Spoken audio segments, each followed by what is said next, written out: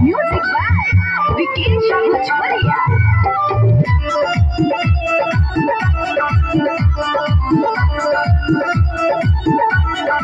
चोली बाजार में बोली न बोली लहंगा न कर पीछे में गलिया गली में मलिया सा पास बनोट घीचे में अरे चोली बाजार में बोली न बोली लहंगा न कर पीछे में गलिया गली में मलिया सा बनोट घीचे में झूला रसगुल्ला खाई हो सारा सब भरी महापुर में मिश्री मिली सोच के खाई हो बड़ी लालीपुर में घूमे सब छौरी खाई बड़ी चाय के बेरी खाना हो जवानी के मुर्गा बड़ी हवा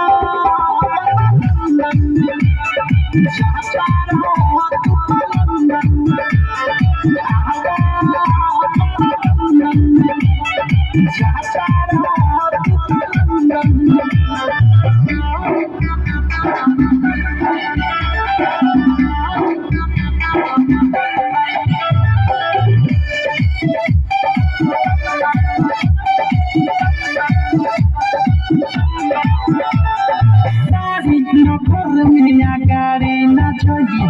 हमर नगर में छूट जाई नगर में धान के मारी राजा मुहरा फूट जाई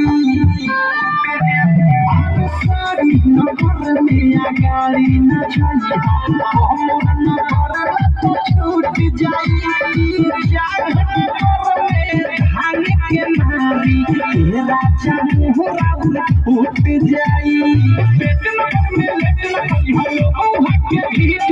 आगा से छाई बच्चों पे को पीछ राइतो खाओ खोया से चीज चुमा लेके खाई मिठाई से मीठ